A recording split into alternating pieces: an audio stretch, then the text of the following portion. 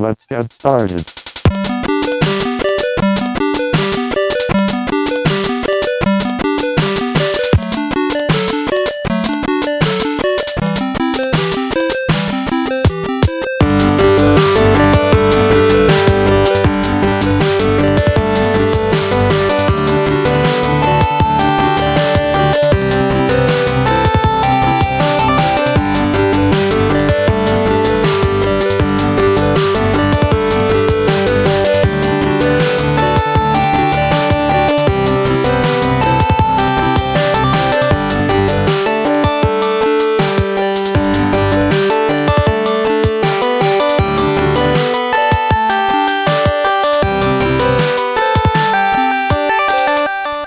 All right. Hello, everybody, and welcome to the Bonus Stage Podcast, episode number 19.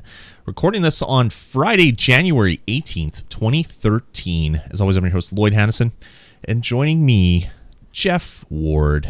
Jeff, hello, how's it going, man? Hello. It's going good, although I think I'm getting my cold back that I just spent 2 weeks You're supposed to getting give those things away and not take them back. Yeah, it's not good. I all this week I've been fine, and then I woke up this morning and I was like, this doesn't feel right at all. I kind of feel like it's 2 weeks ago or something. So that's not good. But that's kind of been keeping us out of the loop these last few weeks. I mean, I was sick, and then you were sick, and now I'm getting sick again. But I'm good enough to be here tonight, so that's a plus. Yeah, it's the holidays, man. They take it out of you. Yeah, they do. Holidays, family, and Christmas. Ugh. Jeff says, bah humbug. Cool. So you've been good, though? Besides being sick, everything else is good? Yeah, just, busy as hell, doing a bunch of work, doing a lot of videos, and keeping super busy. But yeah, I've been actually had chance to play. That's not even a sentence. I've actually had a chance, is what I meant to say, to play a lot of video games in the last little while. So, got some stuff for Christmas. I got Hitman for Christmas, and then shortly after I bought Far Cry 3, so I've been playing those a lot. Nice. And then Tom and I were playing some Resident Evil 6 tonight, and playing a lot of Halo, and it's been great for games, that's for sure. Nice. That's for sure. That's awesome. Yeah. I like to hear that. What about you? Dude, it's been crazy. Been working like crazy. NHL is now back, so I'm all hyped up. Going to the season opener for the Winnipeg Jets tomorrow, so that's pretty crazy as well. Taking my son, so it'll be good. Playing games like mad. I had I tried to make a deal with myself where I said that I was going to try to beat games because for the last year, maybe even a couple years, since I do so many podcasts across so many different platforms, I start a whole pile of games. I don't finish games. So I have I probably have 100 games which I've started and not finished, not console games, but just everything that I've been playing. And I want to go back through and finish them off and complete them and actually enjoy them and play less games, but play them to completion. So yeah. Over the holidays, because we did kind of our top 10, but we didn't really do anything else since then. So since that time, I beat Mass Effect 3. I bought Halo 4 and beat Halo 4 the same day. I basically did a marathon, 8 hours of playing Halo, and I just loved every single minute of it. You texted me after, you're like, I just started and finished the campaign tonight. I want to go and play again on a harder difficulty. I was like, what the hell? It took me a week to beat that friggin' game. Yeah, I was, like I said, I had a couple weeks off work, and as soon as the kids were in bed or whatever, I would just play. And I played it on a weekend, so they were watching, or they were playing, or they were watching movies or outside playing or whatever. So I had a big block of time, which I know I never have. I never have blocks of time like this, and it was just amazing. Just sit there and just enjoy a game for an extended period of time. So over the holidays, I beat Ravensword Shadowlands. I beat Assassin's Creed 3, Assassin's Creed Liberation, Mass Effect 3, which was amazing. Finally, guy. Finally. Well, they came out on the Wii U, so I had to play it on something. So I played on the Wii U.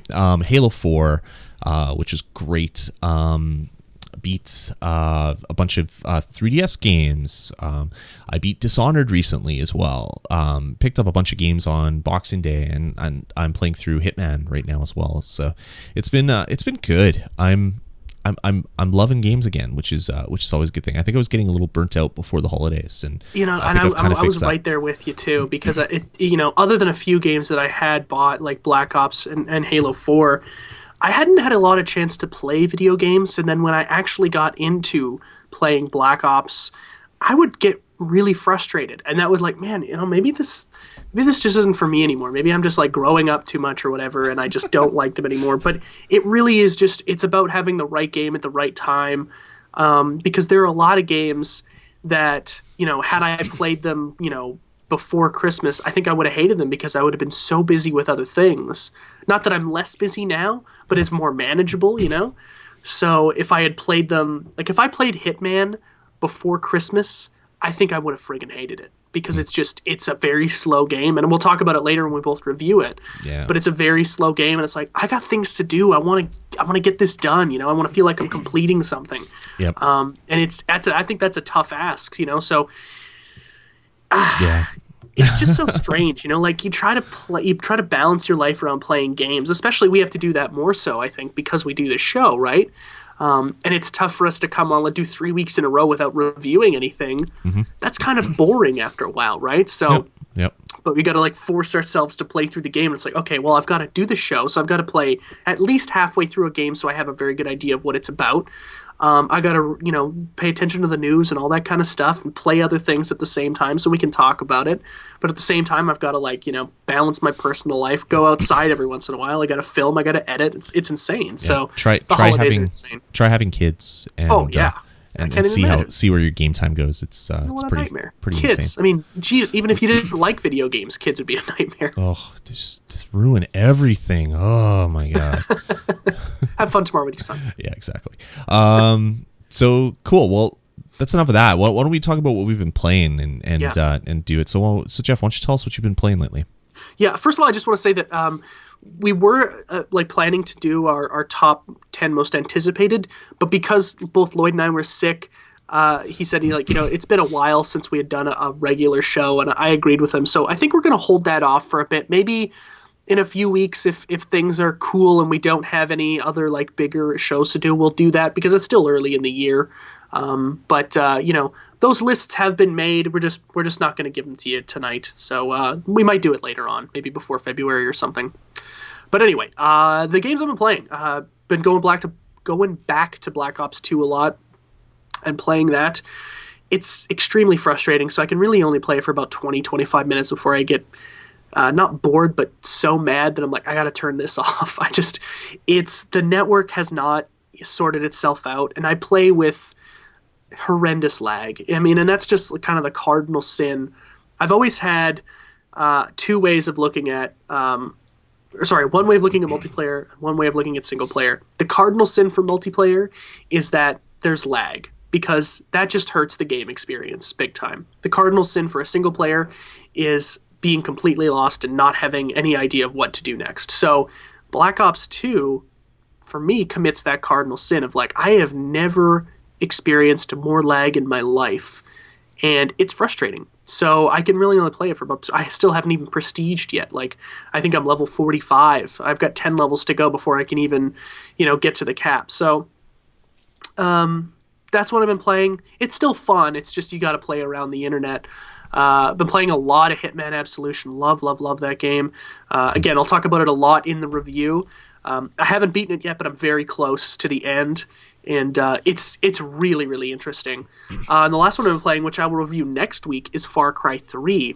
And, oh, God. I can't say enough about this game. It's unlike anything I've ever played before. It really is. The way they try to sell it to you in the marketing is, a lot of reviewers have said it's like Skyrim with guns. And even though that sounds really stupid, that's actually pretty faithful to what it's actually like. I mean, it's certainly not as in-depth as Skyrim, and there's significantly less things to do, but there's a ton to do, a ton of ways to explore the island, and, awesome weapons, cool ways to take people down. There's tons of different ways to go about engaging enemies.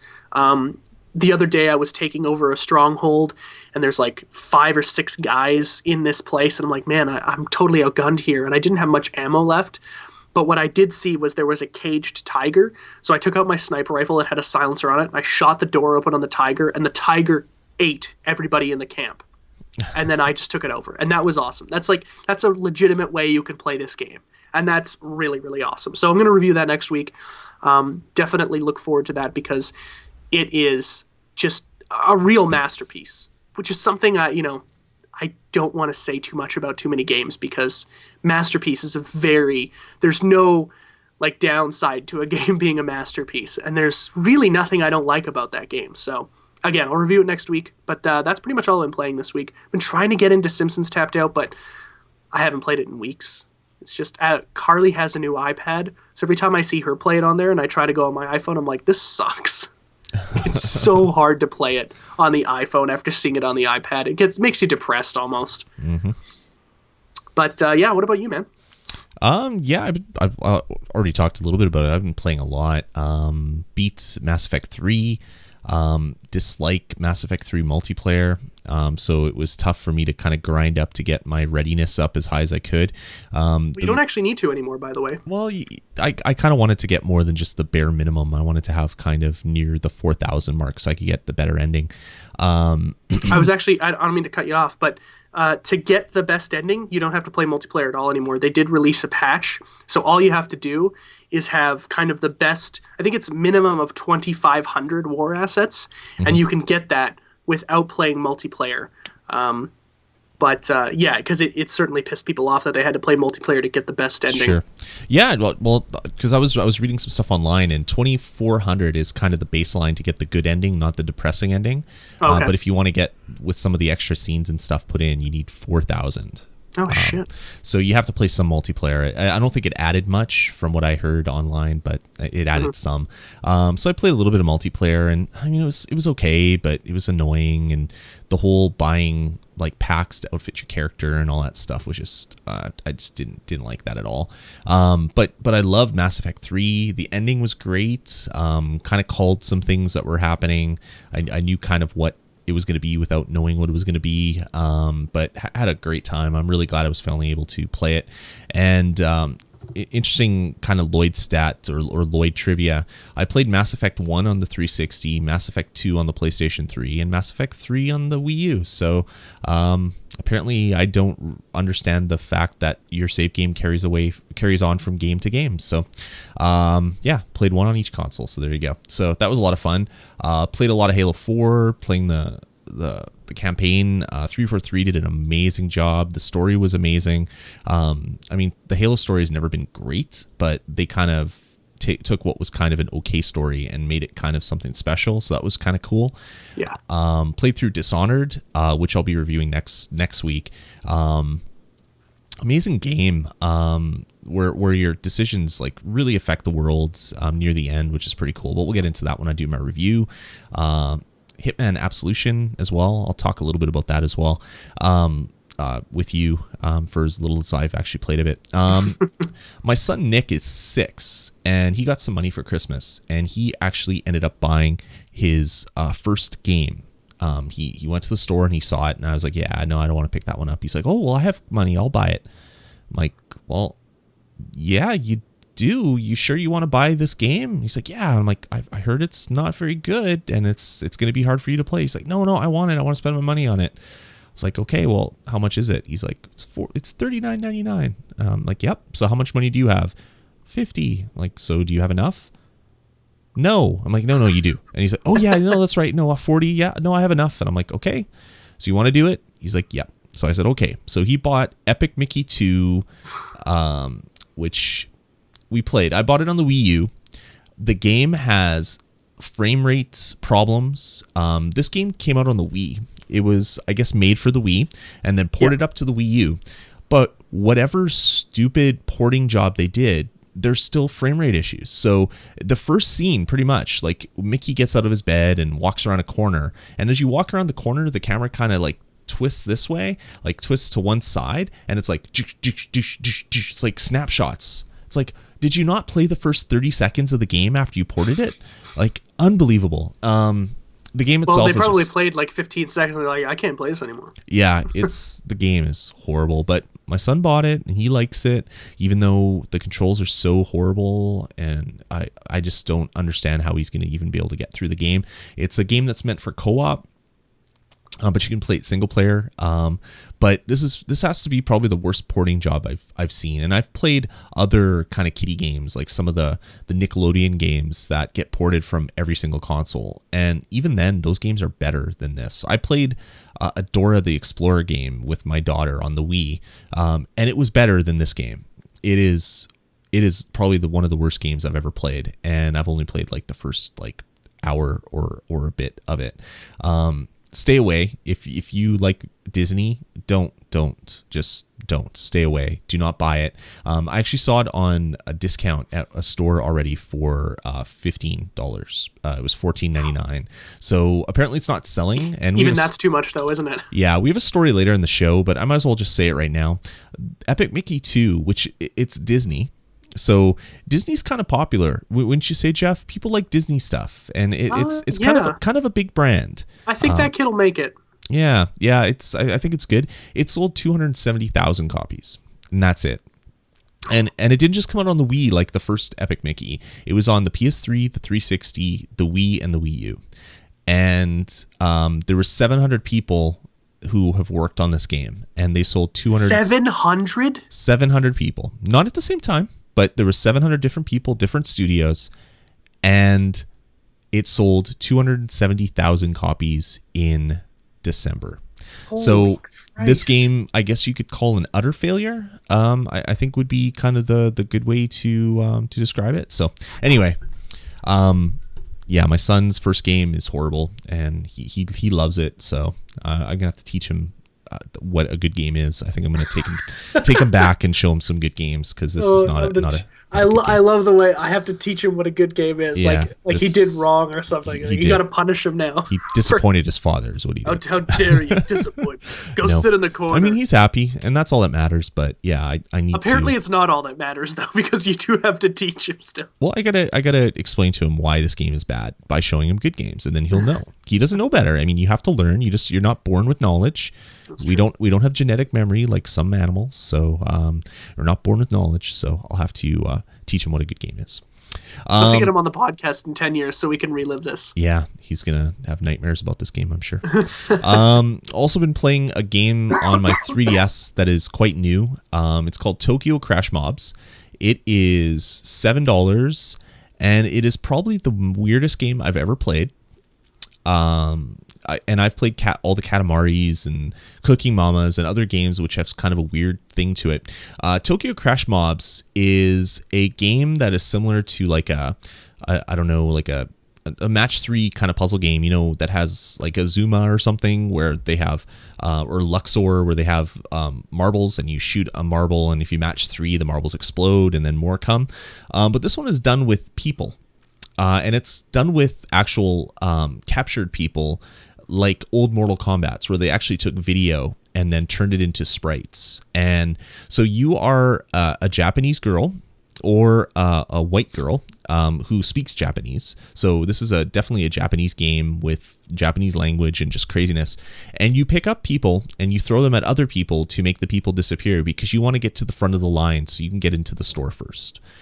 It is the most crazy, odd, bizarre game I've ever played. So it's a Black Friday simulator or something? Similar, yeah. So I'll show some of the video, and it's just like there's this like motion. It's all full motion video, and like that is just like, I don't know, people walking around and copies of the people and all that stuff. But it is awesome. It is absolutely 100% awesome. Not because the game is good, but because the presentation is just like, what were these people on? Like, which recreational drugs were the most common one to be used during the development of this game? I want to know that, because this game is just bizarre. But anyway, I think it's $6 on the 3DS eShop. If you want to see something that's just so wild, definitely check that one out. I'm going to be playing through it, probably review it on a Nintendo Pulse in the future. I'm having fun with it just because it's so crazy. And we'll see how that goes. So if you want to hear more about it, check out probably the next Nintendo Pulse. I'll probably have the game beat and ready to review by then. So weird. So weird. Yeah, it's really weird. It is. It's funny though how like games that are just so completely bizarre somehow are some of the most fun. Well, it's like Katamari is just yeah. on paper. If somebody's like, I've got this game where you roll around and you collect things, and the more you collect, the bigger items that you can collect. You're like, that's dumb. Yeah. But you play it and you're like, ah, shit. You know, you're almost pissed off that you like it. You're like, damn it. Well, not again. It's like Katamari Damacy was awesome, but it's like, why is this game awesome? This is the weirdest thing ever. It's like Nobi Nobi Boy for PlayStation 3, and it's just like, what? I can't. Parappa the Rapper. Parappa the Rapper. Yeah, like I can't look away. Like it's just so crazy. It's like a train wreck. You can't look away, but you have fun because it is so crazy. So anyway, been playing all those things, and many more, but I won't bore you guys anymore. What do you say we get into the rest of the show, man? Yeah, let's do it. Yes, NyQuil Dreams. You gotta believe. Let's get, also, that's another one I've been playing. I've been playing PlayStation All Stars Battle Royale, and my favorite character is Parappa the Rapper. So, oh my god, you actually bought that? Oh, the game is awesome. Oh man. No, I'm a big Smash Brothers fan, and my wife wanted to play it with me because we played so much Smash Brothers together. So we've been playing that. I'm gonna have to take you out and show you what a good game is now too, because apparently you and your son have a nice commonality. Yeah. What? So a game that's like one of the best fighting games that is still played in tournament battles is not a good game. All of a sudden. Well, okay. First of all, that's interesting. Smash Bros is not one of the best fighting games. It's really, really rough. I understand why people like it. I just never liked it. Are you kidding me? It's one of the games that is most common at fighting tournaments now. It has so many layers of strategy under a super accessible core. It like the top of the game is crazy accessible. Anybody can play the game. It has so much strategy behind it. If you look at any of the major fighting championships, they play Street Fighter. They play now the new Mortal Kombat, whatever the latest one that came out on the PlayStation, and they play Smash Brothers Brawl on the Wii. And those are the games that they play. That's weird. But I mean, like, you can't deny that the game is that the PlayStation one is just such a ripoff. Oh yeah, I didn't say it wasn't a ripoff. It doesn't try to do anything new, and that's what bothers me. That's what bothers me. I don't know about that. I mean, it's like you don't buy a shooter because a shooter already existed before it. I mean, it's a game in the same kind of genre. It's fun. If the game is just blatantly ripping off something that's better and it doesn't try to add anything, that drives me insane. I don't know. It's done in the vein of Smash Brothers, but it's not Smash Brothers at all. So there are things that make it different then? Oh, the whole game itself is different. I mean, it's there's no special moves that are common between characters. You do special moves by hitting a button and like pointing a stick in a direction and hitting a button. So every character is absolutely different. It's not like Ken and Ryu having the same moves with some different ones. Like even Good Cole and Evil Cole are totally different characters that have different moves. It's different. It's a crazy deep fighting game to begin with. One of the main developers is actually one of the best Street Fighter players of all time, who basically worked on Street Fighter 4. He came to work on this one and put a really super deep fighting engine in it. And I don't even care about that. I just have fun beating the crap out of the CPU, and I play with my wife, and we just have fun. The scoring is different. It's not like Smash Brothers where people's life percentage goes down to 0 and then it gets easier to knock them off the level.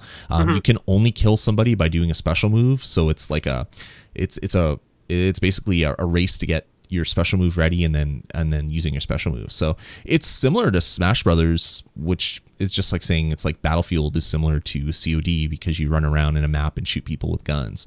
They're similar, but they're way different. And no, you make a good point. And I mean, the game is $40 and you get to play it on both systems. And that's the reason why I bought it. I mean, I want to play it on my Vita, and we play it on the PS3 all the time and just have a good time with it. It's a fun party, super accessible fighting game, but you can get really deep into it if you really want to. So yes, Jeff, it is a good game. Jury's still out on my end. I'll have to play it.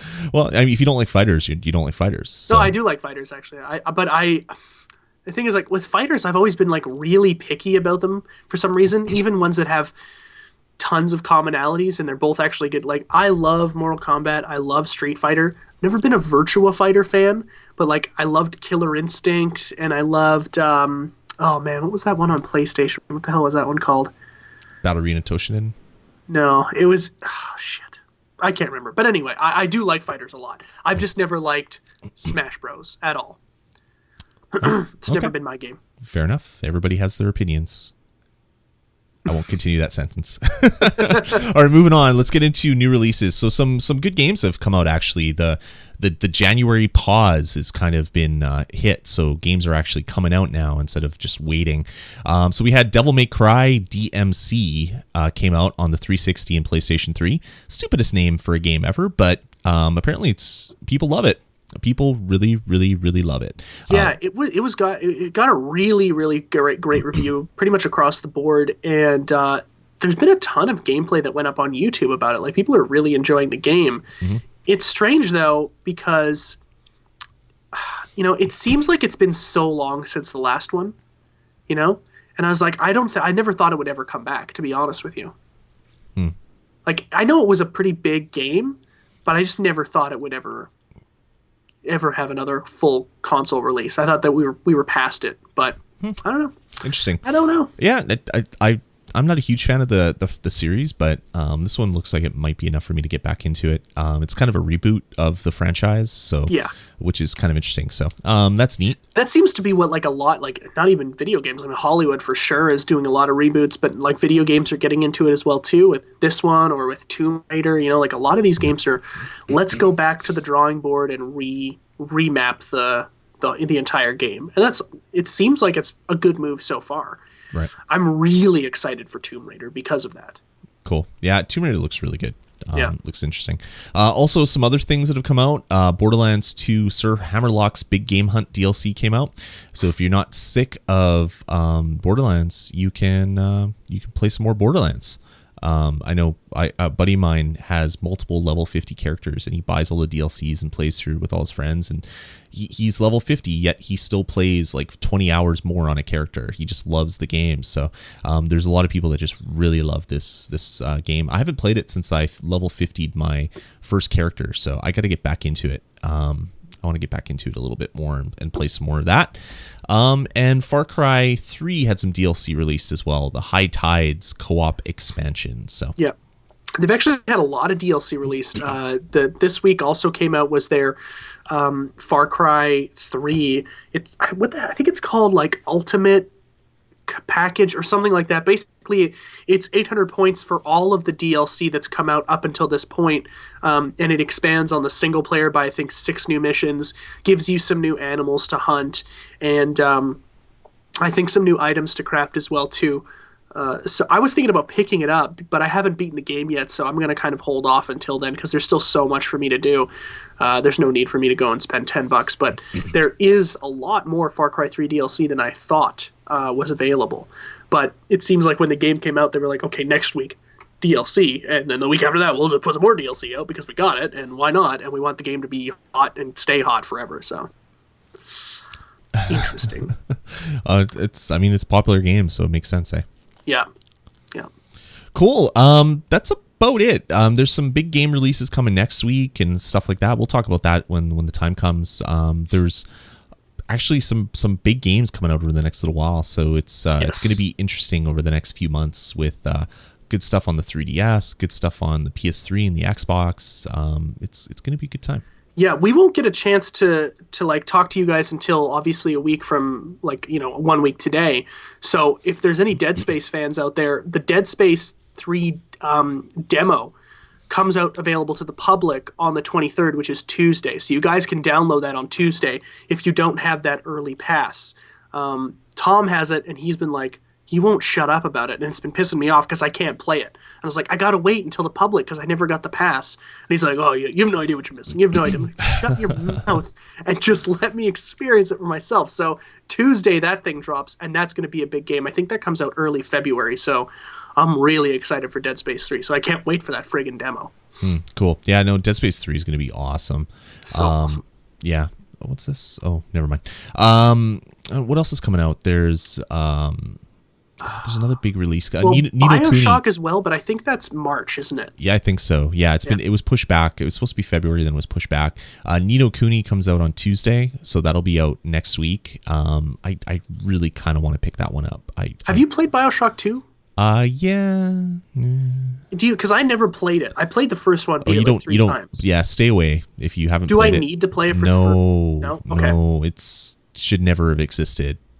I heard that there were some parts in it where like, hey, that's a pretty good idea. I just wish it wasn't in this shit sandwich of a game. Yeah, well, the game wasn't made by BioShock developers. It was made, but like the publisher said, we want more BioShock, and they said no, and they said okay, well, someone else will make it, and they made BioShock 2. So yeah, it's not good. It's worth playing, I guess. I'm sure I could find it for $10 somewhere. Yeah, like if you get PlayStation Plus, I think it might still be free to download on PlayStation Plus, or I think that's gone already. Maybe it was up only for a little bit, but yeah, it's even for then. I mean, it takes time to download, so maybe that was not something that you want to do. But yeah, no, you don't need to play it to play BioShock. Cool. Aeroshock or Skyoshock, as people are calling it. I've been really avoiding news about BioShock Infinite because as soon as I saw that trailer, what was it, a couple years ago now, I was like, wow, that looks great. I really don't want it spoiled for me. I just kind of want to go in raw. So I don't even know if it's like this is directly following number 2 or it's very close to it's set in a different world. It's set in the same world, clearly. but a different part of the world. I watched they put up a trailer, or it was an extended intro, which was like the first 10 minutes of gameplay, and kind of watch that just to kind of see if it's something I want. And yeah, I want the game now. It was the worst thing I could have possibly done because now I'm more rabid about wanting to get that game. Yeah. NyQuil Dreams, I think he's talking about BioShock 2. He said, I didn't hate it. That's the best endorsement I could give. Yeah, that's about it. That's a strong review. I didn't hate it. 7 out of 10. Other games, as I said, coming out. Nino Kuni comes out on Tuesday, so if you want a great Studio Ghibli RPG, people are saying it's like Dragon Warrior without all the crappy parts that Dragon Warrior tends to have. So that's a pretty ringing endorsement for it. I kind of really want to pick that one up as well. Fire Emblem Awakening comes out on the 3DS in February, I want to say the 12th, but that's probably wrong. So yeah, some really great RPGs and other games coming out. So it's going to be a good few months, Jeff. Yeah, which is strange. In the last few years, I've noticed this. I don't know if anybody else has, but it certainly feels like a lot fewer games are coming out in the holiday season, and they're kind of pushing them back until February, March. Last year, the big one was Mass Effect 3, and they probably just needed more time to finish it, but because that game feels kind of rushed anyway, it seems like they did leave kind of some things on the cutting room floor, but it seems like, as a business idea, they're like, listen, there's no games coming out here. Why do we want to compete with Call of Duty and with Halo or whatever the hell else is going to come out in November? Mm-hmm. Why don't we just hold it off until third week in January or, February? Yep. And, probably make maybe 10, 50% more money over the course of the year because of that. So, I mean, we're certainly winning out because there are going to be more games spread out over the year instead of like, summer's okay. The first month of the year is dead. February is always dead. March is okay. Springtime picks up a little bit, but then Q4 is like, here's 50 games you want to play. Pick 3 because you're going to be poor, you know? You'll have no time. There's not enough time in the day to play all the games you want to play. Exactly. Yeah, exactly. All right, man, let's move on. Let's get into our reviews. We have a couple game reviews for you this week. Actually, before that, let's take a small break, and then we'll get into reviews. Let's try the whole random chiptune. It's worked out. It's worked out well for us in the past, Jeff. It's always nerve-wracking, though. Let's see how it goes. So I'm going to hit the random button. Random now. Okay, it's starting. Okay. So we'll take a couple minute break. We'll be back with reviews, and then we'll get into some news.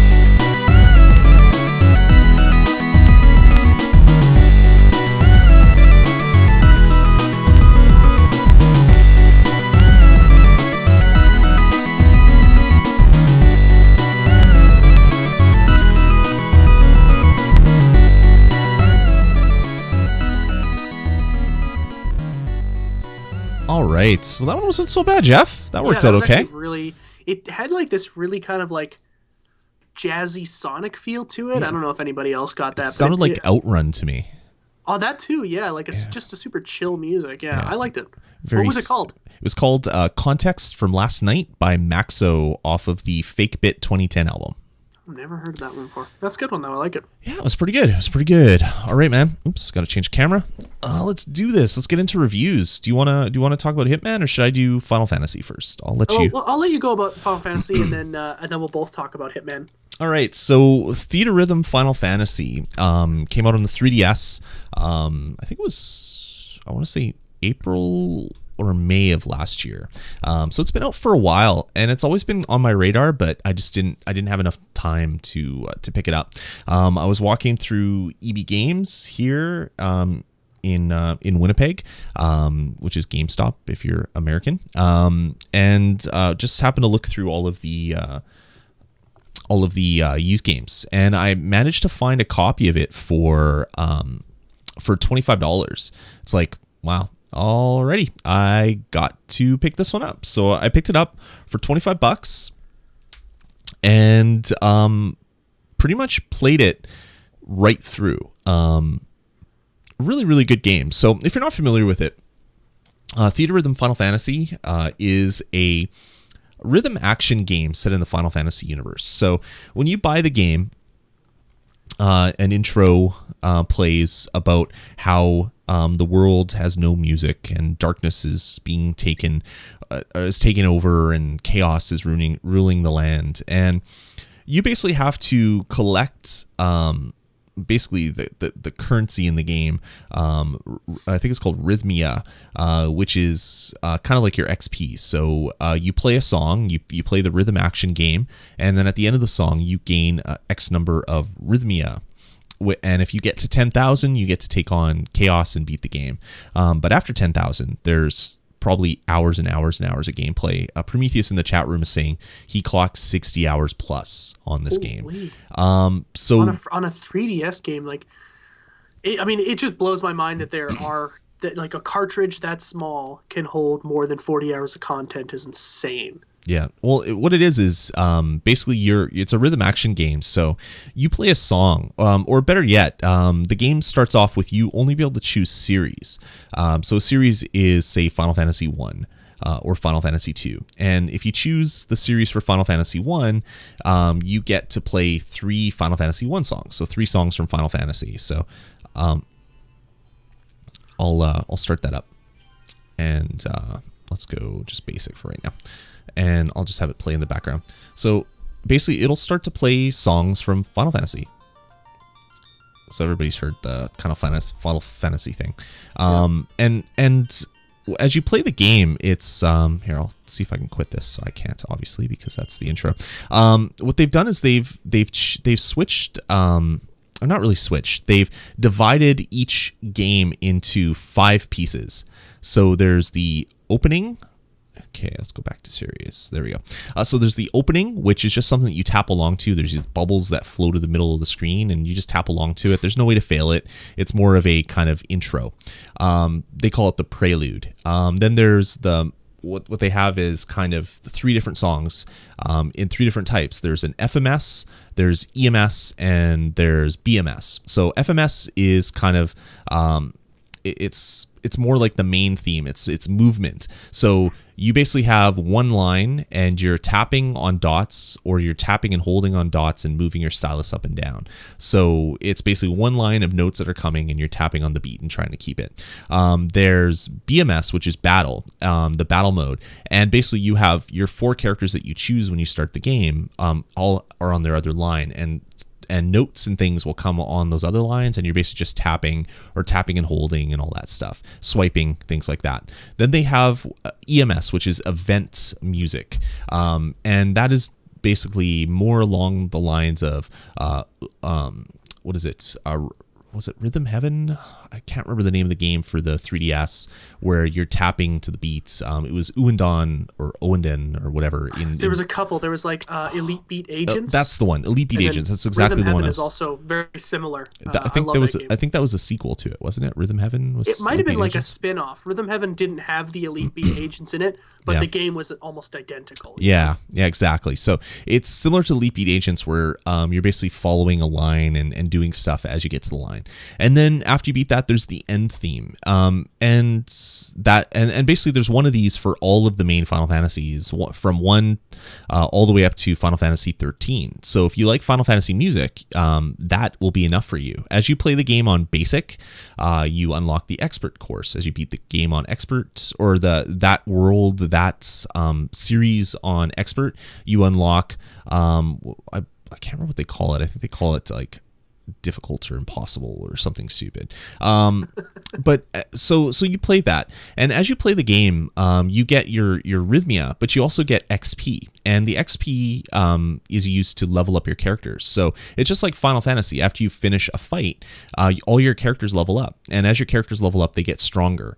And what that means is, as you're playing the game in certain modes, like battle mode, whenever you get a note right, you're doing an attack, and the stronger you are, the more your attack hits for, and once you hit do all the damage to the enemy disappears, another enemy comes, and that comes into play by beating bosses. You get items and things like that. As you play the game, after you beat a series, those songs get unlocked in what they call challenge mode. Just basically allows you to go and play through a song repeatedly to get higher and higher score. Also, you get Rhythmia for it, so it's a good way to level up. And then you unlock something called the Chaos Shrine. And what that is you'll randomly find these Chaos Scrolls, or what they call Dark Notes. And they're a random set of 2 songs. And some of them are really difficult, some of them are really easy. But each of those Dark Scrolls has 3 potential bosses you can fight. And each of those 3 potential bosses has 3 potential items you can get. So you're basically playing this to get shards, which you can unlock other characters, or to get hard to find items and other things like that. So while the main game is pretty much just playing through all 13 Final Fantasy songs and get. If you do that, you'll probably have enough Rhythmia to beat Chaos and get the end credit scroll. But as Prometheus said, you can probably get 60 hours or more out of it. Like there's, I think there's 30 characters or something. All of the main characters and characters you can unlock by finding all the shards. You can level each of those up to 99 if you want. There's songs to unlock, and if all that isn't enough, you can then buy DLC. You can buy individual songs right from the DLC market, based on whatever Final Fantasies you like. You can buy separate songs for them at, like, I think they're $1 a pop or whatever, and there's like 30 songs, or I think there's 24 songs available through DLC, something like that. So this game is pretty much whatever you want to make it. I know a lot of people that were happy just playing through the main mode and then playing some of the Dark Scrolls and then basically going about their business. But I also know people, like, I didn't know Prometheus is one, but who probably played every single song in the ultimate mode, beat it as much as possible. When I bought this game, the save game had I think 27 hours of gameplay. So the person that traded it in played it a lot. I put about 10 hours in myself over I don't know, the month or so that I've had it. So really, really fun game.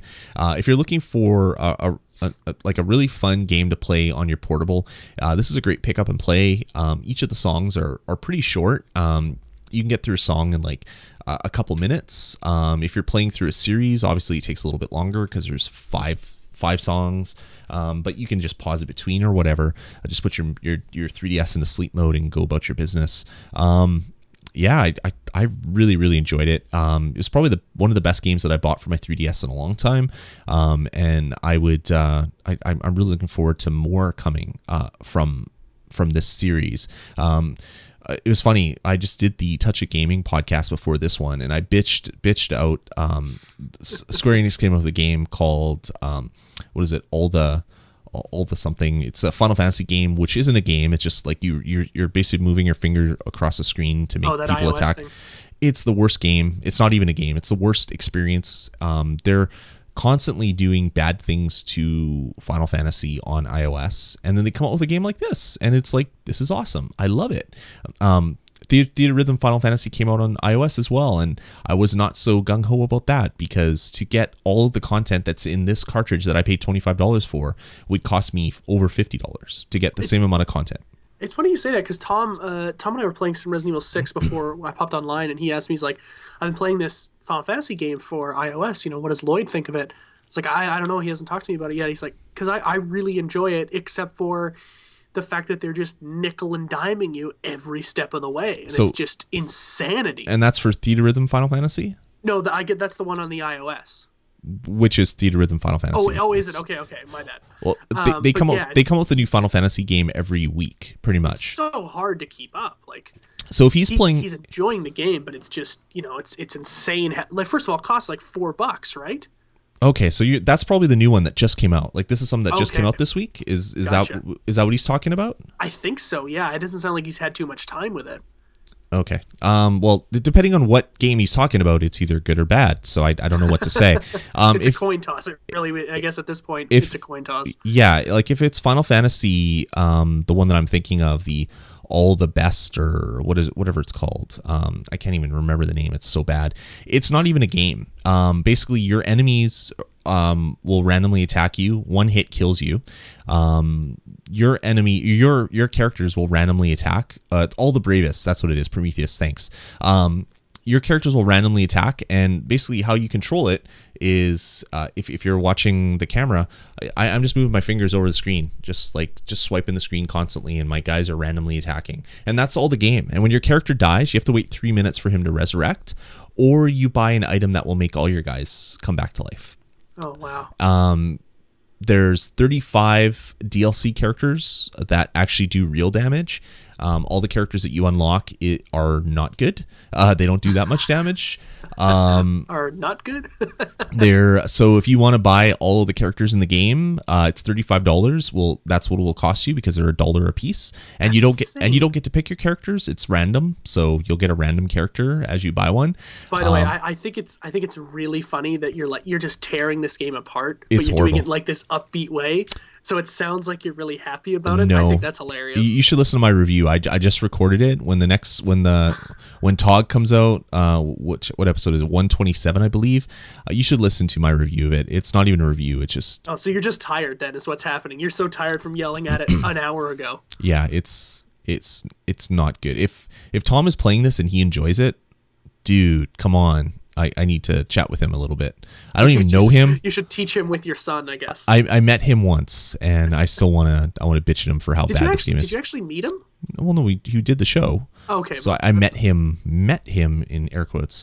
Yeah, it's not good. If he's playing Theatrhythm Final Fantasy, on the other hand, it's the exact same game as the 3DS version. You just are buying all the songs piecemeal. So I'm gonna text him right now and find out so we can get to the bottom of this. Sure. So if you buy the iOS version, I think it's free to start, and then you're buying song packs.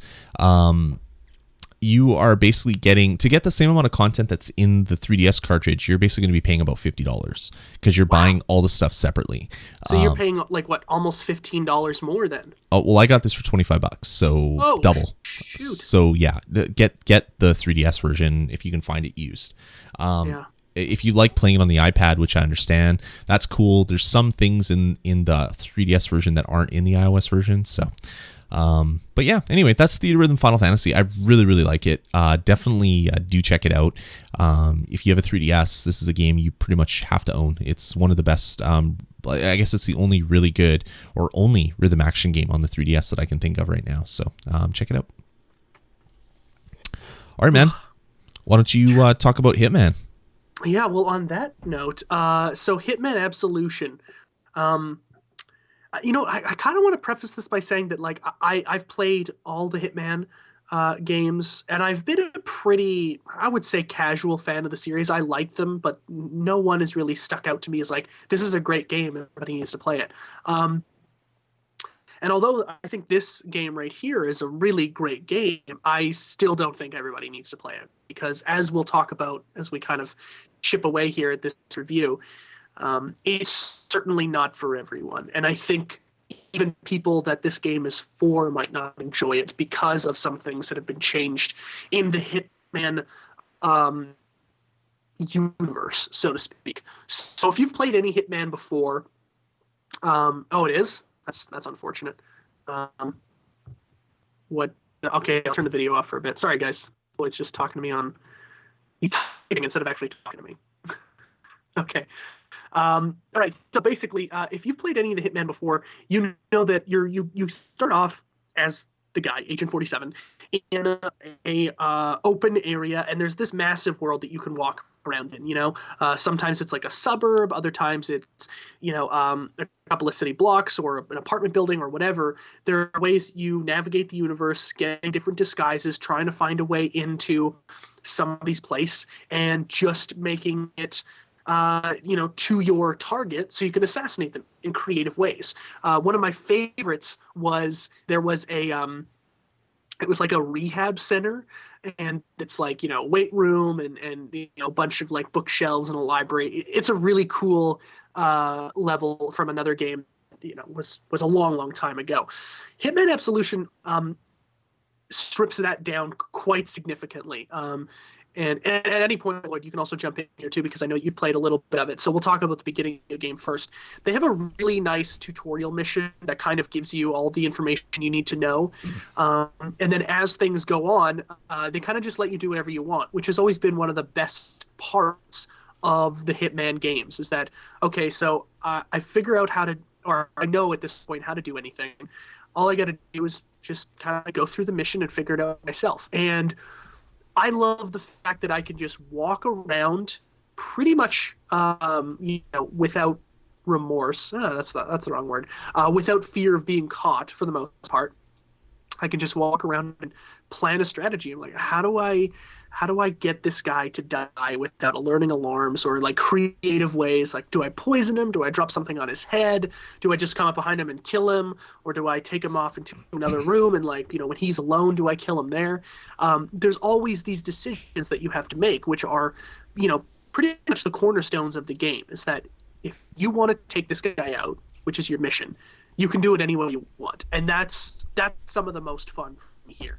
In Hitman Absolution, they still give you all those options, but they take out the, I would say, sandbox nature of the game and make it not linear, but certainly a lot more compact. There's still multiple ways to go about doing things. They don't strip that down at all, but the environment that you are in at that time is significantly smaller than I think it's ever been.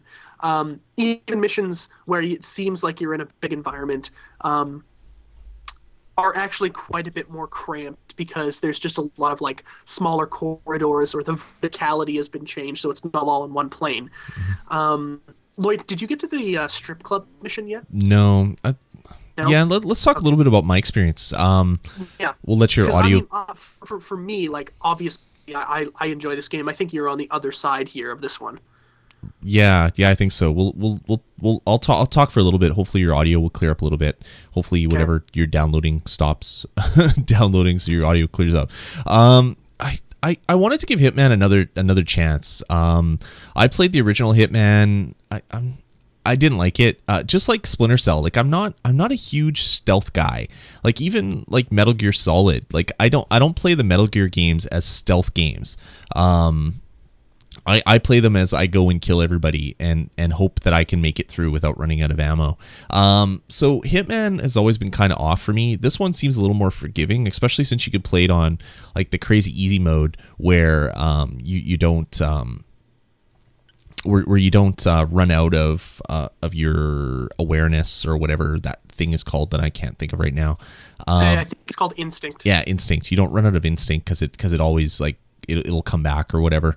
I still found myself like we'll go to the Chinatown mission where you have to kill this one drug dealer, and you can do it you have to kill this one guy, and you could do it by poisoning his drugs. You can do it by shooting him in the face. You could do it by dropping some like a pallet on him. You can do it by blowing up his car.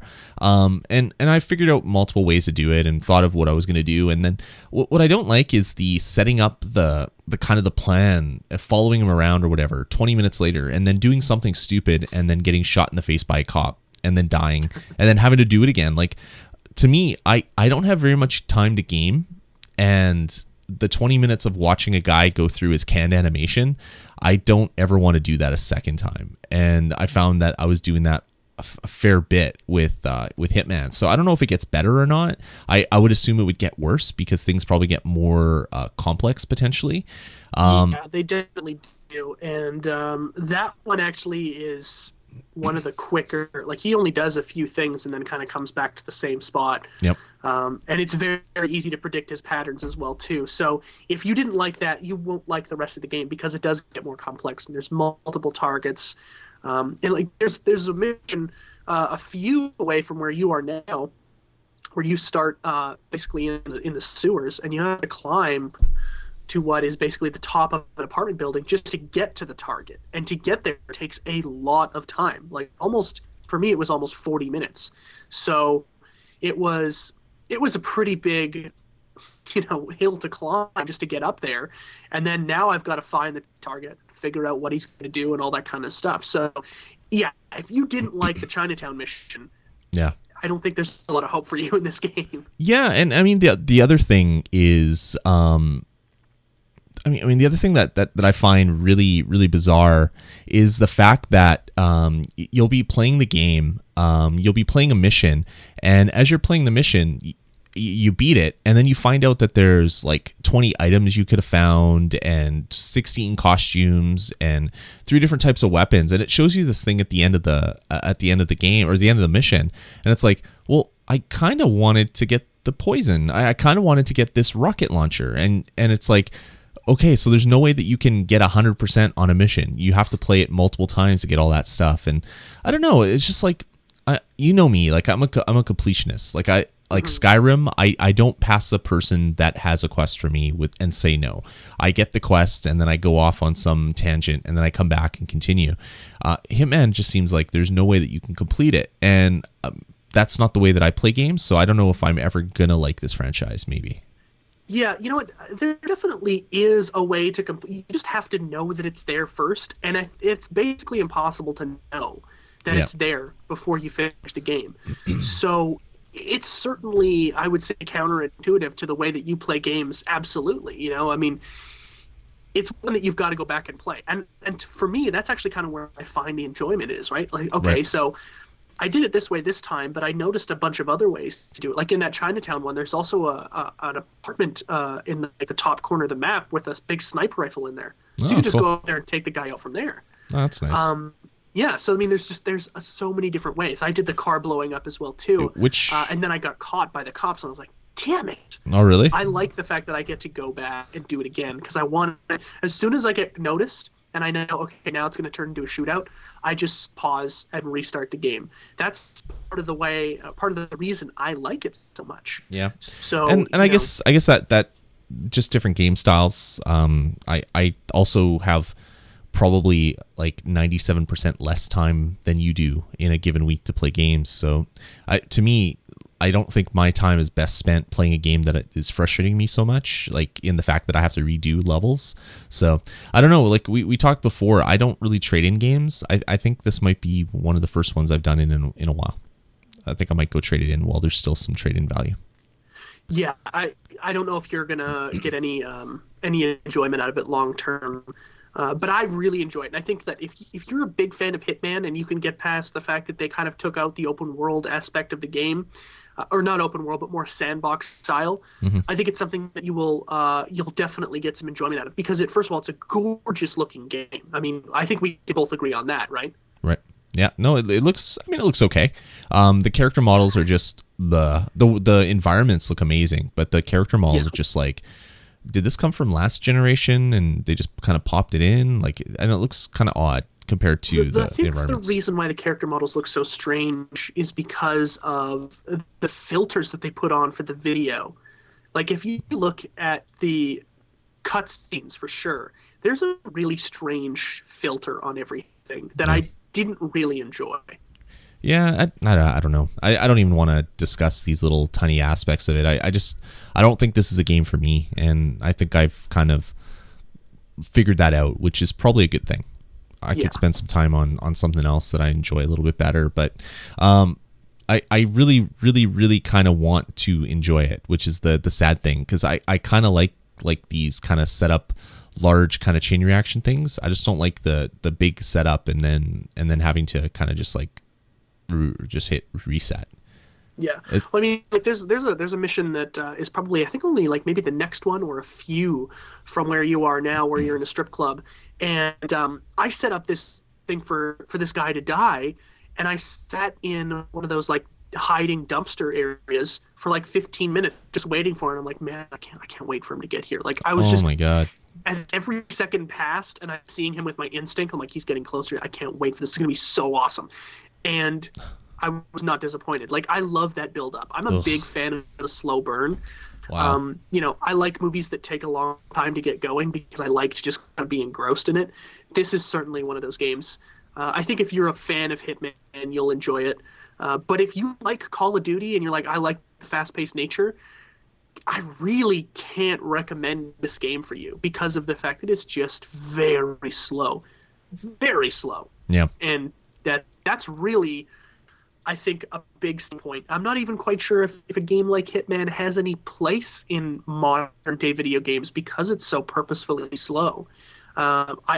It did well enough to stick around, but it was reviewed really well. Mm-hmm. But I don't know if it it did really, really good in sales or anything. So, Right. I mean, it's a tough one for me. I really enjoy it. I know why you don't like it. And I can completely understand that. And for those reasons, I would be hesitant to recommend it to anybody who isn't already a fan of the series. Cool. Yeah, no, I said enough about it. It's just not something that I think I just have to accept the fact that I'm not a stealth action guy. I like action. I don't like stealth action, which is weird because when I play games like Skyrim, I love being kind of the guy that goes into stealth mode and pulls out a bow and shoots people from afar. But I guess that's the problem with this game is you can't do that because as soon as you shoot someone in the head, everybody knows who did it for some strange reason. When the game turns into a gunfight, it really does fall apart for me because the gun mechanics really aren't all that interesting. But you know what? If you like the kind of silent attack, but you can still move around freely and it's nice and quick, trade that game in and get Far Cry 3. Mm-hmm. Without a doubt, that will absolutely be a game for you because you can actually take out a bow and arrow and kill somebody like that. Which is good. Cool. Anything else to say about Hitman? No, that's pretty much it. I really enjoy it, but it's certainly a niche game. It's not going to be everybody's cup of tea. I wish there was a demo. I think if it's on PC, there's a demo that you can try. But be cautious, it's $60 that you might regret spending if you're not a fan of this series already. Yeah, I agree. Cool. So we're going to take a break, or we were going to take a break, but I think Jeff is having some internet issues. So his audio, as you guys can hear, is getting really, really weird. There's weird popping and cracking. So we're going to get right into the news. We're going to try to breeze through this fairly quick, just so that we can get through the rest of the show. So there probably won't be too much conversing, but that's okay. Talk a little bit about some of the news. The first big item is... you guys know I like Skyrim. I love playing with my kids. It's a great franchise. Well, Disney likes money. Actually, one of the stories later in the show is that Skyrim basically, did I say Skyrim? I meant Skylanders. Yeah. The Skylanders franchise has sold more than $500 million worth of stuff in the US. Insane. That's games and figures and stuff like that. So Disney likes money. So they've announced Disney Infinity, which is basically Skylanders with Disney characters. And this could be really, really awesome because Disney owns absolutely everything in the world now. They own Disney, they own Pixar stuff, they own Indiana Jones, they own Star Wars, they own Marvel. Pretty much any awesome movie or cartoon from my childhood, pretty much Disney owns. So I'm hoping that in the future, that's what Disney Infinity becomes. So basically what it is it's similar to Skylanders, where you buy a starter pack and it comes with a base and it comes with some figures and it comes with a game. You load up the game, you put the figures on the base, the figures appear in the game, boom, there you are. What they're doing with Infinity is they're making it more expensive. Everything is more expensive than Skylanders because it's Disney and people will pay for it. So the game itself is going to be $75, which is similar to Skylanders, about the same price. What they're doing is their figures themselves are $15 a pop instead of Skylanders, which are 10 or 12 or 15 if you get the Giants. But every character in Disney is going to be $15. They're selling something called playsets, which are going to be $35. And what a playset is if you want to play in, say, the Cars world, not with the Cars characters, but the Cars world, you need to buy the Cars playset, which comes with some of the Cars characters. If you buy, say, Lightning McQueen, you won't be able to play Lightning McQueen in his world because you don't have the playset. You'll be able to play with him in the toy box mode, but not in the actual world that he comes to. So they're adding almost like mini games that you buy for $35 a pop, which I'm sure parents everywhere are crying because they know they're going to be spending lots of money. And they also have some things called power discs, which comes in kind of like a hidden pack. So, you buy packs of cards or you buy those Lego minifigures that come in just a package that you can't see in, and you get a random one. These power discs are going to be like that too. So for $5, you get 2 random power discs. And what those are is they're little things that go between your figure and the play mat, and they give you different bonuses. Like if it's one they said is if you have Wreck-It Ralph, it gives you a strength bonus. There might be other items and things like that. So I kind of like the idea of what they're doing. Other things that happen is when you're playing through a playset, items that you interact with get unlocked in the toy box mode. And at any time, you can go into toy box mode, and then basically all bets are off. Any characters can play with any other characters. You can basically go into build mode, kind of like almost like like a Media Molecule kind of thing, like their racing games or Little Big Planet, where you kind of go into a creative mode. In this one, you're kind of just dropping objects and building things. You can put like a mountain and then some buildings and a car and some other stuff. And then you go back into play mode and you're playing in it. So it's almost like you're playing with virtual toys. I like that. That's a cool idea. I'm not a big fan of paying $35 for every playset that they're going to be coming out with. So that's a lot of money. Yeah, like I know my kids are going to want this like crazy. They're going to want everything. They're going to want if it comes out with Star Wars, I mean, I'm going to have to like disconnect the internet from this house and make sure they don't talk to their friends, because they're going to find this out and I will be buying every single thing for them because they're going to love it. I say it like it's a bad thing, but it really isn't. I mean, it's gonna be great. But like you can't say no to your kids every once in a while. Yeah, but I like cool stuff too, so it's for me as well. But I mean, this is gonna be a big Christmas thing. I'm sure they're gonna ask for a bunch of this stuff for Christmas. So I don't know. I kind of like it. I like the idea behind Disney Infinity. I think it's going to be like way too much money. So if it's so expensive, it's going to get less traction, and then it might not sell as well, meaning that other sequels might not come out. So things like the Marvel version or the Star Wars version might not make it because of the money kind of greedy sort of thing that they're doing with the play sets and stuff like that. So anyway, it was announced. It's coming out, I believe, in June. So they're probably going to be talking about it at E3 for sure. So maybe some of that stuff it will change between now and then. Maybe they'll get some feedback that they don't like and maybe change some stuff up. But anyway, Disney Infinity is coming. It's going to be probably the hottest thing at Christmas, and it's going to make a lot of people broke. Just like you. It's going to make you broke for sure. Yeah, it will for sure. Yeah. So there you go. The next time we see you, there will be no posters behind you. Your microphone will be like a little pen mic because you'll have to sell everything off that you own just to pay for it. I'll just be talking into my iPhone, and that'll be it. That'll be the extent of everything. We'll ADR the podcast later. Yeah, exactly. All right, so that's Disney Infinity coming out. We'll probably be talking more about that in the future. Some big news came out today, just kind of out of left field, and we've talked a lot, Jeff, about Skyrim and their DLC and how Sony hates the PlayStation. They also hate the PC because none of the DLC came. Sony hates the PlayStation? Sorry, I guess it's not Sony, but that doesn't make sense at all, does it? No, Bethesda hates the PlayStation. That makes a little more sense. I think Sony hates the Vita. I think that's pretty fair. Yeah, Sony hates us too, a little bit. They definitely hate us. But yeah. So anyway, they announced today, Bethesda, that Skyrim's DLC packages are coming to the PlayStation 3 and the PS3 and the PC rather next month. So they're going to be coming out with what is it? Dragonborn, Dawnguard, and Hearthfire. They'll be coming out next month. So that's February. And when they launch, they're going to launch for 50% off their normal price for their launch week. Yeah, just during that week. Tom just said it's All the Bravest. That's the one he's playing. Oh, that is the game. That is the horrible one that I was just bitching about. I'll let him know. It is the worst thing ever. It is going to ruin the world. But yeah, finally, you guys are getting some Skyrim DLCs, and Yeah. you know, half price for a week's pretty solid deal. Oh, totally. I'll buy it all because I've wanted it forever, and I'll actually get into playing some Skyrim again, which will be pretty cool. So, if you guys have been like me, patiently waiting for something on the PlayStation 3, you'll be able to get the Skyrim DLC next month, and we'll definitely talk about it. If you're on the PC and because Dragonborn still hasn't come out yet, February 5th is when that drops for you. So only a few more weeks, and those PC players will be able to download Dragonborn, which is awesome, by the way. Yep, can't wait to play it.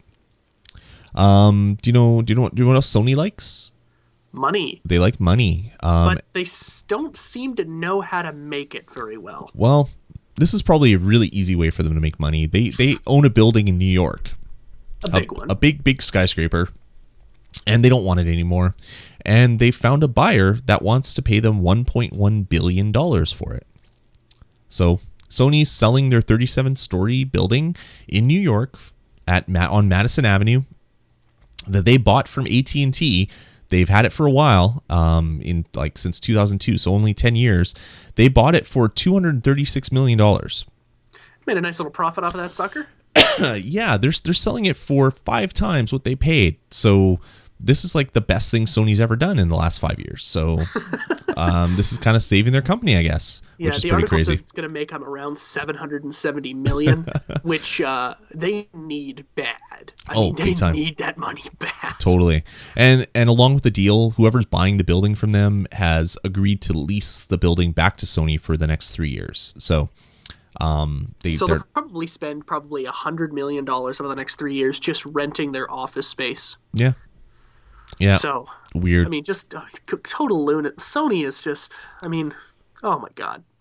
We don't even really need to say anything anymore because we've said it a million times. Sony, what are you thinking? Yeah, what are you doing? They're a little crazy. They're a little on the crazy side. Yeah. Here's the weird thing, right? Is that I get messages every once in a while because we say things about Sony and well, do you think you could run the company better? No, I don't. I actually don't. Just because I have. But I'm not a businessman, CEO, CFO type person, so no. The simplest answers when it comes to a big company like that probably aren't the best way to go about it. I know that Sony's thought about lowering the price and stuff like that of the Vita, but there's probably a lot of other things that we don't realize. We just like to rag on them, and it's very easy to do these days. It's a fun hobby. It is a fun hobby. It seems like about 20 minutes of every episode is about ragging on Sony. Which is funny because I love Sony. Yeah, me too, man. I have a Vita, have a PS3. Can't say that I'm not a fan of Sony. Well, do you know a good way to make money that isn't selling a building that you own? Selling the consoles and the handhelds that you own? That too. Making better equipment. And that's what Nintendo's planning to do. A report came out today that Nintendo is going to be consolidating their 3DS and Wii U divisions by the year end. So they don't want to have 2 separate units doing 2 separate things. They want to have 1 unit working together for the better of Nintendo. So they're going to be merging everything. That's really exciting because to me that means that they're going to be working towards like a unified account system, a unified way to have downloads appear on your systems. Like if both sides are kind of working together, obviously there's going to be a lot more cooperation, and that makes me really happy. I would hope so, yeah. They haven't announced anything about that, obviously, but it really kind of makes me happy and excited for what possibly could come. So that's good news. Nintendo working together. Yeah, absolutely. If the way that the Vita and the PS3 speak to each other is really nice. I think Nintendo could do it a lot better for sure. So hopefully that when they get into the same area together, they're like, hey, let's have a meeting. What are you guys doing? What are we doing? Let's talk to each other here. Let's get some dialogue going. Yep. Yeah, exactly. It's a good thing. I can't wait to hear more about what this, I don't know, restructuring really means. So hopefully, like I said, hopefully that leads to a unified account system. Yeah. That would be a really good thing. Is my audio any better, by the way, or is it still? Yeah, no, it looks like whatever downloading was happening is not happening now, and you sound crystal clear. Yeah, Carly was on Guild Wars 2, and that's like an online MMO, right? So that might have been what had kind of dropped the signal a little bit. So I think she's getting ready to go to bed, so everything seems to be back on track. Your internet is horrible. The thing is, like, I pay a lot for it too, right? I hate internet. Yeah. All right, moving on. An interesting story came out this week, which is the European version of Dead Island Riptide Zombie Beta Edition. The publisher Deep Silver was going to be coming out with what they're calling, obviously, the Zombie Beta Edition, and it was going to come with the game and some DLC and other stuff. It's also going to come with a statue, and basically the statue is a woman in a bikini with her head and arms chopped off, and blood and gashes and cuts and bruises and scrapes everywhere. And for some reason, someone in their company didn't say, hey, this kind of looks like maybe we're for violence to women. No one's going to have a problem with that on the internet. So yeah, they came out with this news release, and they just got destroyed online. Like I've never seen so much hate for them, except for maybe the Final Fantasy game. Period of time. Oh, totally. And within a day, the Deep Silver said, "We're sorry, we don't know what we were doing." In fact, the quote was, "A decision was made to include a gruesome statue of a zombie torso, which was cut up like many of our fans had done to the undead enemies in the original Dead Island. We sincerely regret this choice, and we are committed to making sure that this will never happen again." It's like, how would you think that's a good idea? Not only is there... I really don't have a problem with it. I think that people sometimes read in way too much to these things. But it's I don't know. Certainly, it's on the razor's edge of good taste, right? Well, I don't have a problem with it. I could understand why people do, though. It's not in good taste at all. But it is a zombie thing. It's a really horrific game. But it's essentially a pair of boobs and blood. That's true. It is. That's what it is. If they did like a guy's torso or something, or with the exact same way, without the boobs, like you'd be in it. Nobody have a problem with it. Or just a zombie like kind of lurching for someone, with someone like slicing his arms off or something, like something that's less than just boobs, and then blood and guts and stuff. I mean, I could see like you said, I don't really have a problem with it so much. It's not something I'd want in my house because I have young kids. Not that they haven't seen violent stuff before. They haven't seen like zombie movies or anything, but you know what I mean? Like I'm not a crazy protective dad, but it's just like, yeah, they don't really need to see that. I am not for violence against boobs. Yeah. I can't support that. No. More cuddling, less violence is my opinion. Although, it's a pretty cool statue. Like, I have to admit, it is kind of cool. If it was like a zombie's head and like, the skull was cut out and the brain was all bashed in, that'd be badass. Yeah. But they obviously did not think ahead, and knowing how crazy some people online can be about some things, not thinking that they would got any sort of backlash. So, Dead Island Riptide will be getting something else. They haven't said what the other thing is going to be, or whether they're just going to cancel that SKU altogether. But I wonder what they're going to do with all of these. They've obviously made a bunch of them. Yeah. Are they going to put them in a big pit and run them over, or are they going to sell them in should do is some dollar store somewhere as bookends? Throw them off the back of a truck, right, and get somebody to sell keychains. them. Keychains. Coded one in the chat room says keychains. Yeah. That'd be a pretty damn big keychain, but they'd sell. I'm sure they would. Isn't it like it's like a 9-inch statuette or something? I was going to say it's a 9-inch bust. Yeah. Yeah. There you go. The jokes write themselves. So anyway, that's some bad taste that ended up biting a company in the butt. So we'll see what happens when more comes out over what that actually means. It'll be really funny is if like they're like, okay, so we're really, really sorry about this one. We've made a new one. And then it's just like the dick area of some guy. Like that would be amazing. That would be great. That would be great commentary. All right, moving on. I'd buy it so bad. Jeff, don't no, I don't need to comment. Never mind. I was That gonna. would be hilarious. Like, okay, let's say you get the top half of the girl and then put her on the bottom half of the guy statue. Best statue ever. It's called like playing with dolls, Jeff. You could just go buy some Barbies. No, man. And there If you you're go. a boy, they're action figures. Oh yeah, sorry. That was sorry. that was the common denominator. They're action figures. That's right. He's got a gun. Moving on before Jeff gets any more weird, let's get into the next story, and that is Mojang has actually come out and said that Minecraft sold over 15 million copies in 2012. Yeah. 15 million. And that's across a lot of consoles, mind you. That's PC, that's Xbox, that's Android, that's iOS. 15 million. Unbelievable. 4.2 million purchases of Minecraft on the PC were made, which is, it's a pretty expensive game on PC, so that's a lot of money. 5 million on Xbox Live Arcade, and the rest was all across iOS and Android. 5.9 million copies sold across iOS and Android. Yeah. They're saying that the figures translate into 254 million of revenue just from game sales. That blows me away. It just blows me away. They could actually make a whole house out of stacks of $10,000 bills, like $10,000 stack of bills, and they probably could working on it right they now. could use that as blocks and have their own little Minecraft thing where they're actually making things out of blocks of money. Great game. If you haven't played it, you gotta try it out. It's good.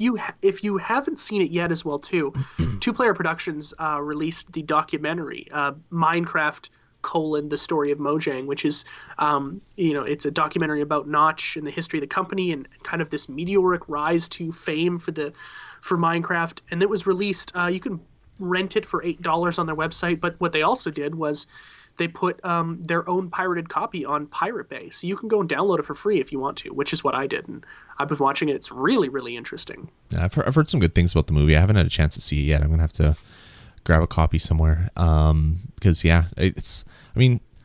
this company just kind of made something from nothing, and now they're like the stars of indie development. Like they donate so much money to different indie projects. They don't donate stuff to the EFF.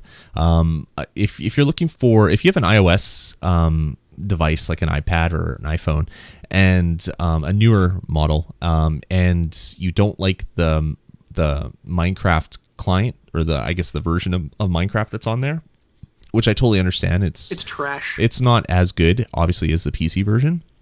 I've been playing a game called The Blockheads, which is free. It's 2D Minecraft, and it's just totally free to play.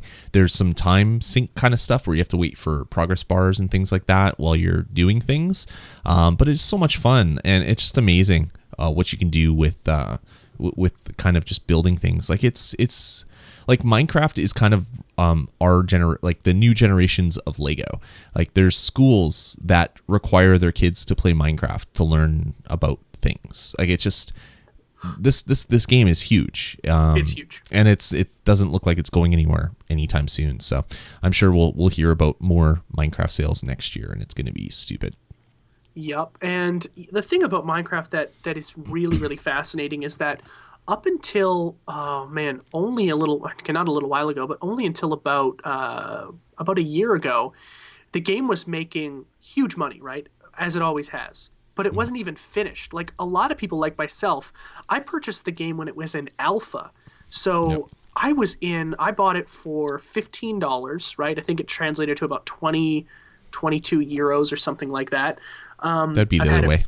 Yeah, be the other way. Sorry. And that was like 2 years ago. I bought the game when it wasn't even done, and I loved it. And it's only gotten better. And it's stupid what you can do now. Like they have so many blocks that do certain things. Like they release like weekly patches, code slices, and monthly updates. And some of the stuff they could do now, where people made computers out of like redstone. Now some of the stuff they have is all conditional. So it's nuts. There's patches, there's full mods that add different things to it. It's just huge. Like I saw a mod the other day, which is basketball. You can actually play basketball. That's awesome. It works, and there's scoring and all this other stuff. It's insane. Minecraft is only going to get bigger and better, and I'm quite excited to see what happens. Yeah, and I'm on the Minecraft.net right now, and it says so far 8.95 million people have bought the PC Mac version of the game, Wow, and like every few seconds it goes up a little bit more. It's like crazy. 768, 769. Like people just keep buying it They're every few they have seconds. a machine that just prints out money and spits it out on one Yeah. side. It's like this Well, big the thing is, faucet of money. if you all of a sudden, as you know, an office full of, I think it's like 14 people that work at Mojang right now. Your overhead to buy this office, right, is nothing, Hmm. right? So I mean, every game you sell is like 80% profit. That's Hmm. insane. Yep. Insane. Because you don't have to print a disc. You know, the internet basically does everything for you. You have to buy a pretty beefy server to handle the load of people going to it all the time and getting their games updated, but I mean, it's insane. The amount of money they're actually making on sheer profit alone is mind blowing. Well, and the thing with it is, it's not a game that they just made and now they bought an island in the Caymans and Cayman Islands and are sitting there. They're constantly adding stuff to it. Like, Yep.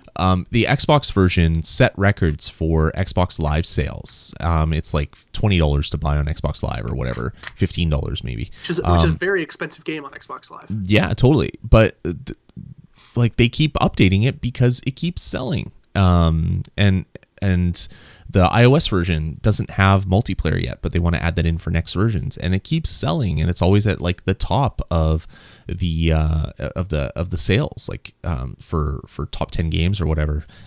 Yeah. Anyway, it's not going anywhere fast, so I'm sure we'll have more Minecraft stories as the year rolls on. Yeah, and deservedly so. Exactly. All right. Last but not least, we've already hated on Sony a little bit.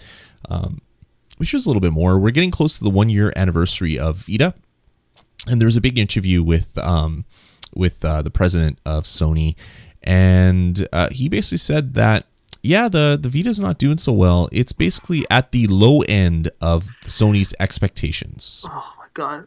Is that he didn't want to say we screwed up. He said, it's at the low end of our expectations. Is, you know, typical corporate anything, right? I mean, Kazurai is an awesome person. I love him. I really do. I think he's a very smart guy. But this is about the douchiest comment that he's ever made. This is like a crazy Ken Kutaragi kind of quote. It's first of all, the quote. I mean, it's a pull quote for sure. But if you go and you go to the interview and read it or whatever, it's not taken out of context at all. He really does say that the Vita is on the low end of what we expected. So here's where I break this down. When you have a low end of what you expected, right? Why would you even? It just doesn't make any sense to me. Like, let's say I was putting out a product, right? I expect it to do this much. I don't want to just like explore what the low end is. I want it to be on the high end, or at least break even. Yeah. And for him to say this, it really does sound like to me like it's just an absolute failure, which is what we've been saying for months. Just months. Every week you come back to this show and it's like, okay, we're gonna crap all over the Vita again because anybody who has one hates the fact that there's nothing to play. Yeah, I mean, I love the system. I mean, I was always Me too. Well, anybody that knows my podcasting history knows I was a huge PSP fan. I mean, that's where I started with the PSP podcast way back in the day. I love Sony. I love their handhelds. I love their systems ever since the PlayStation 1.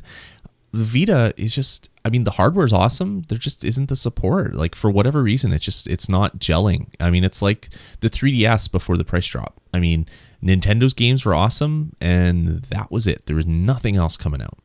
Yeah. And the Vita is like that, except Nintendo had a huge course correction and really fixed their problem, where Sony is just saying, no, we're not dropping the price. No, people will pay $250. No, everything's fine.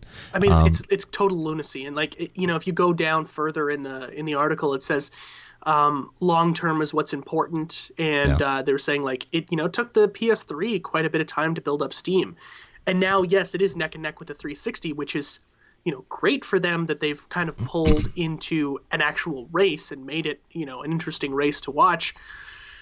And even though, my business knowledge at that level is none, to be in a position like him would be extremely stressful, and I don't have any real constructive criticism to give him. My brain says, just drop the friggin' price. Yeah. Take $60 out of it, problem solved. Now, granted, I'm just saying that. I really don't know if that's going to solve problems, Right. but it seems like it will. I mean, it dropped to $200 on Black Friday, and I bought it. Yeah, you bought it. Yeah, exactly. I bought it. What are you talking about? I'm just saying that, like, for the longest time, right? When we were talking about if it was a good enough value. I'm kidding. Okay, you were kidding. You bought it. I don't get it. The thing I don't know if Sony really realizes is that it's not a two dog race anymore. It's not just the PSP versus the DS, like the last generation. It's the 3DS and the DS versus the Vita versus the iPhone versus the iPad versus every Android tablet out there. Like, the mobile world has gotten a lot different than it was when the Vita was, I guess, first drawn up on in some, I don't know, some lab somewhere, R&D lab. The world has changed a little bit, and if I could buy a tablet for $250, I might want to do that instead of buying a dedicated gaming system. Yeah, I mean, shit, if you can go to an Apple store and buy an iPad mini for the same price as a PS Vita, and, you know, there's hundreds of thousands of apps that are for free already, it's a no-brainer. It absolutely is a no-brainer. Yeah, exactly. It's yeah, I don't know. I don't know what Sony can do to course correct this one. I mean, it worked really well for Nintendo. A price drop was all it took. People bought it. Games started to be made for it. That was that. Yeah. I don't know what Sony can do, but anyway, I guess they're happy with the low end of expectations. So it's good. Yes, they are happy. It's good. I don't think their shareholders are going to be too happy though. Oh man, how could they be? Exactly. All right, everybody. Thanks for tuning in to yet another episode of the bonus stage, episode number 19. Thanks for subscribing. Thanks for all the awesome email and comments on the forums that we got over the holidays. We do have forums. Head on over to VGPodcasts.com/forums. Tune in there, join up, and chat with other people that are loyal listeners of the shows. I always like talking to you people there. Email us directly at vgpodcasts@gmail.com. Or you can call our voicemail line, which is area code 505 VG Podcasts. But yeah, again, just thanks everybody for all the warm wishes over the holidays. I did get a lot of comments back, which was really great to see, and love chatting with each and every one of you. So thanks to everybody that showed up to the live stream as well. It's always awesome when people show up and spend their Friday nights with us, which is just incredibly awesome. So thanks. A lot of the stalwarts in there tonight. Yeah, we had a lot of people pop in. It was good to see. I think there'll be less Winnipeggers coming in on Fridays because of all the Jets games that are going to be on Friday.